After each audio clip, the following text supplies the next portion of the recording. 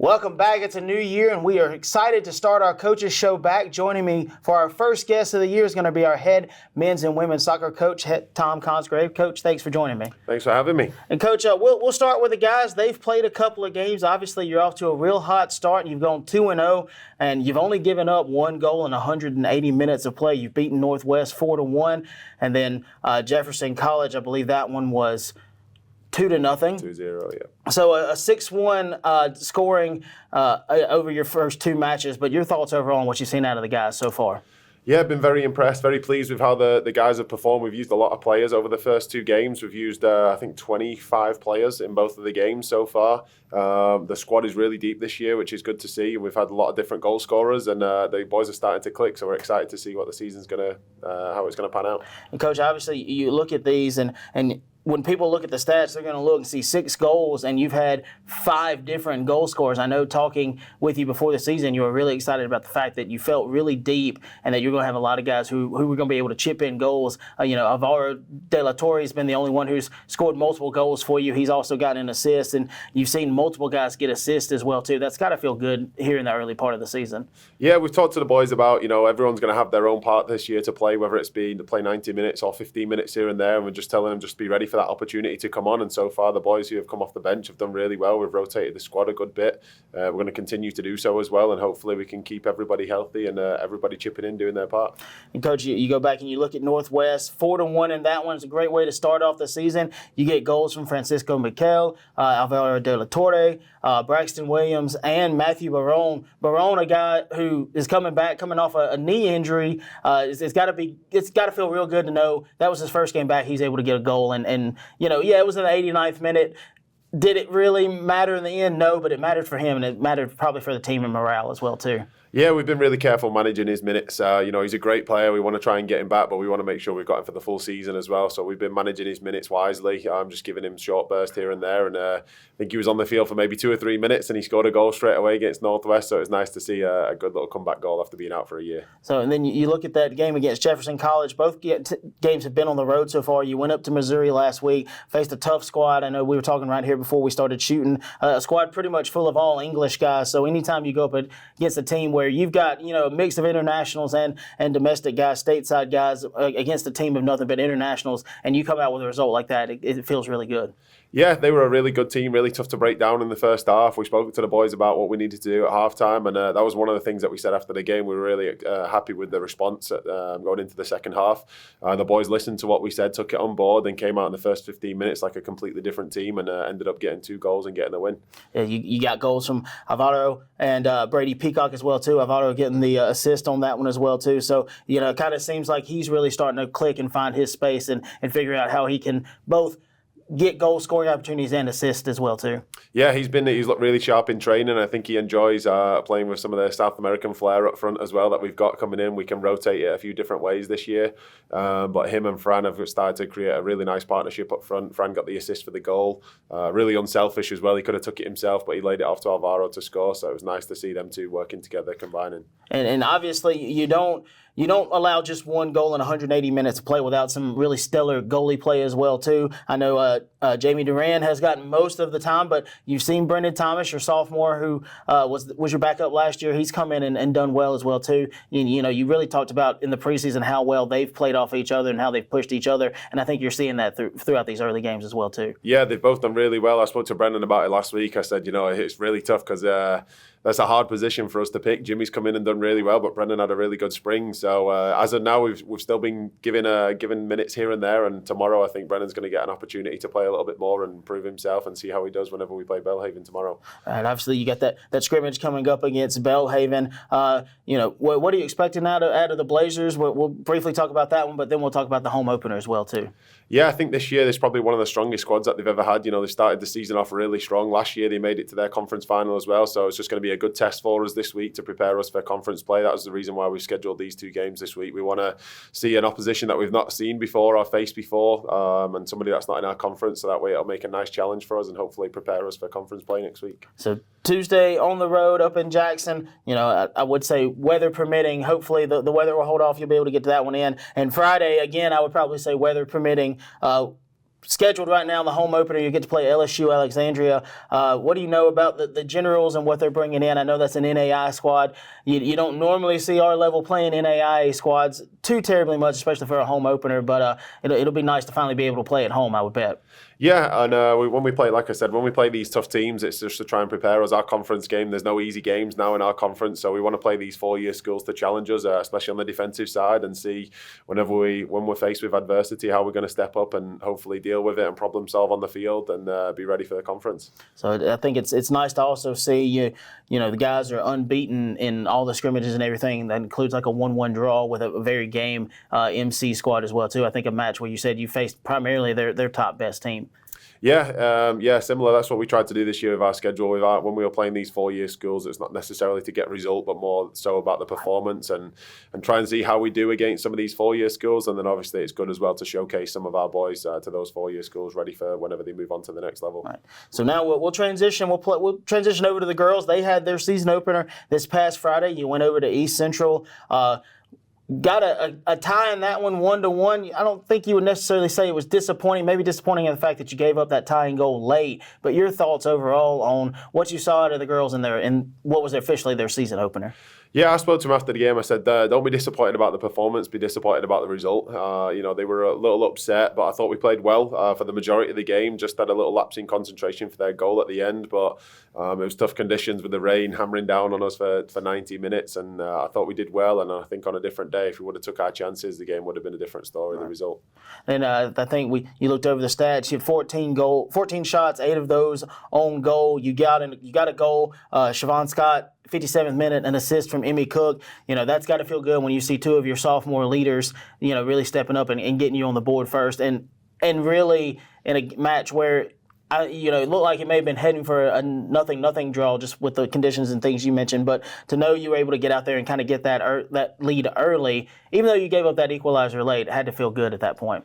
Yeah, we knew when we're playing East Central, especially when you're playing your one of your former assistant coaches, it's always going to be difficult from a defensive side. Pat's really good at organising his team defensively, making it difficult for teams. So we knew that going into it. So we talked about set pieces being crucial, which is how we scored off a set piece off a corner. Emmy put the ball in, it landed to Siobhan in the right spot at the right time, and she smashed it into the back of net. So it was nice to see them two combining. It was nice to see us scoring off a set piece goal as well. So obviously you look at this, you're heading into your home opener as well too. You'll play LSU Alexandria again. What do we know about the Generals? I know we'll see a couple familiar faces in that one with Sarah Nance and Riley coming back as well too. But what are you excited about seeing them? Obviously, but what do you know about that team coming in? Yeah, same thing. A lot of them they've got a lot of experience in their squad, and playing a 4-year school is always difficult. But we want to test the girls, and same thing, see how they're going to do whenever they're faced with problems and adversity on the field, and because we know that's going to happen this year in conference play. So from a defensive side, that's what we're looking for really on this Friday, is how organised can we be defensively and try and make it as difficult as possible for them to come in and score. A squad we should probably mention did, I believe, won their conference last year, so a team that has some winning and knows and has some winning prestige, bringing in that for that matchup as well too. But the girls, kind of the same thing as the guys, unbeaten throughout their scrimmages, a tie with Belhaven. You've had a few other ones that I think overall you'd say you had some really good showing so far. Yeah, they've done really well. They've had 3 ties so far and a win, which has been nice to see, being undefeated. Obviously, going in, if we can get something away from Friday, going into conference play, that would be lovely. But we've just been talking to the girls all season about just being worried about what they're doing right now, thinking about the next action and the process, not so much the result. The result, I think, will take care of itself as long as we focus on what we need to do individually and as a team. Coach, obviously, let's talk about the play of Olivia Conway. I know she was in goal for all of this one. I think Maylee's still dealing with a little bit of a lingering injury. But overall, what are you happy about what you've seen with her? Saving 4 out of 5 shots. Yes, she allowed 1 goal, but hey, you still got an 80% save percentage. That's still a pretty good day for a goalie. Yeah, Liv's been great since she's come in. She's probably been one of the easiest ones to settle in terms of coming into the squad. She just kind of, it's like she's been here for a few years already. She came in and made that position her own. She's made some great saves for us in the first few games that we've played, and the goal the other day was a little bit of a freak goal. Kind of took a deflection off a knee and skidded off the surface with the rain. I think on a different day that's not going in with the conditions. But yeah, she's been great. She saved the PK as well, which was good to see. So yeah, she's doing really well. So lots of exciting things happening for Wolves and Lady Wolves. Again, the Wolves will be on the road facing off against Belhaven in one of their final scrimmages throughout the year, but both teams will be at home again, weather permitting on Friday, facing off against LSU Alexandria. Game times are 1-3 or 2-4. 2-4 on those. So lots of exciting things happening for the Wolves and the Lady Wolves in soccer. Stick with us through the break. Joining me after that will be head football coach Glenn Davis. We're going to talk about the first couple of weeks for the Wolves football team and then look ahead to their home opener this upcoming Thursday. At Capaya Lincoln Community College, you'll find a family of instructors and staff who truly care about your success. And not to mention a really fun college experience too. Co-Lin was recently ranked number 1 in the state for student success. So whether you need to start or finish your college degree, take classes on one of our 3 campuses or online, Co-Lin is the place to be.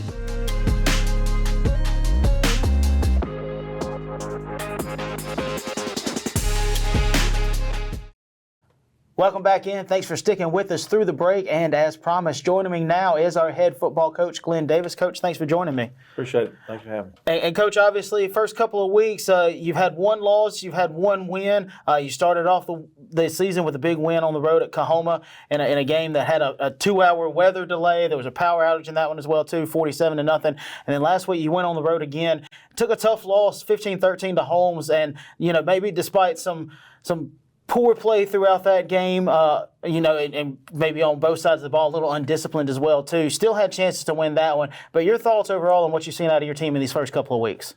Well, we've been up and down. That's the thing that's kind of frustrating as a coach right now. We thought coming out of the Coahoma game, we found out a lot about our team after a 2-hour delay. We were worried about how they were going to go out and react after that, and they came out and scored 40 unanswered points. And then last week we didn't play. I didn't do a very good job of getting us ready to play, and I thought that we'd had a decent week of practice, and defensively I thought for the most part we played pretty good, other than silly penalties and costly penalties. And offensively we just never got things going. We'd get a drive going and we'd have a turnover, and we had 3 consecutive fumbles back-to-back series that we lost 2 of the 3.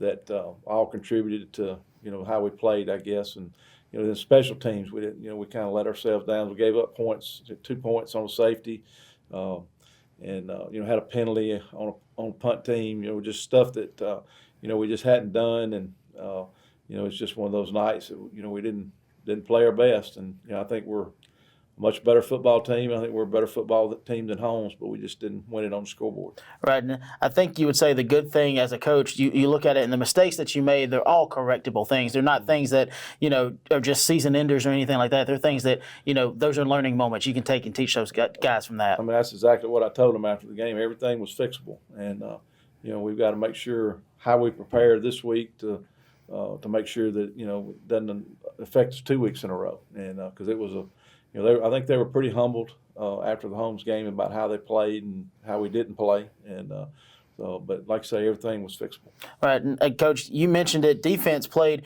very solid. I think in the first 2 weeks, that's kind of the thing that sticks out. You look at it, and in 2 games, you've held opponents to 23 rushing yards, and really in the Holmes game, Holmes number 1 team as far as offensive yardage last year, averaged like 400 yards a game. You held them to 163 yards, and anytime your defense can do something like that, you're gonna have a good night. Oh, absolutely. I mean, they scored on defense, picked up fumble, and run it in, and they gave us every chance to win, and that's the thing that we you have to build on that, and just where at the end of the game where we had silly penalties and jumping off sides, and those things are the things is. You want to play perfect. You're never going to play perfect, but we have defensively we've played good enough to be 2-0 right now. Coach, I think one thing that's really kind of stood out to me is the running back. Kind of stable right now as it is. I think you've got 4 or 5 guys who any of them get a hot hand at one time. They can, have a huge day. We saw DeAndre Jackson Jr. against Coahoma, broke out like a 78-yard run, had over 100 yards in that game. He didn't have as many the next week, but Trey Minor, Desmond Ray, you've got just a bunch of guys, Gavin Brown, they've all really produced for you. They have. Right now, I think Trey's probably played the best, and I've probably got to get him more touches. DeAndre had the long run against Coahoma. He can score from anywhere. Dez has been consistent.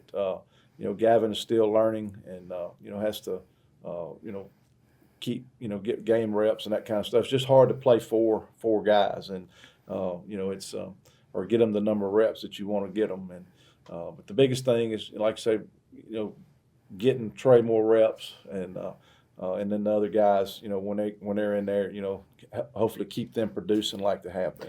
And Coach, obviously, your quarterbacks and your receivers, I think you're getting some solid play out of them. The Kahoma game, kind of hard to tell on that one. You're combined like 8 of 10 against Holmes, probably not as well. Will Pritchard had a little bit better day than Will Loy. I know Pritchard kind of missed a throw late, had a guy over the middle. I think he got hit as he was throwing too. But what have you seen out of your 2 quarterbacks that you've liked? And obviously, they still have some room to grow.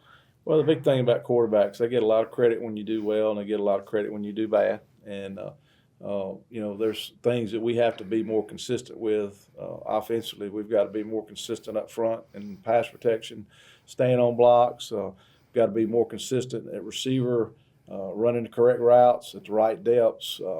Being where the quarterback needs us to be when he needs us to be there. And running backs, ours is a little bit twofold. We've got to be catch the football when it's our opportunity, and be good pass protectors. Step up there and take linebackers on that are running downhill at us. And so there's everything's got to be kind of complementary football, whether it's complementary offense, everybody doing their position, or complementary team football where offense picks the defense up, defense picks the offense up, special teams be solid all the time. So we kind of have to do those things, and that's the thing we didn't do against Holmes. Right. So, as we said, some mistakes, but obviously things you can still grow on. It's still early in the year. You're 1-1. You still have everything that you want to do, that you want to accomplish this year, still right in front of you. South Division play, we start this week. Weather permitting, we're still going to say weather permitting because we don't know yet what's going to happen. But Thursday right now, we've got the South Division opener. That's going to be Hines. It's also the home opener.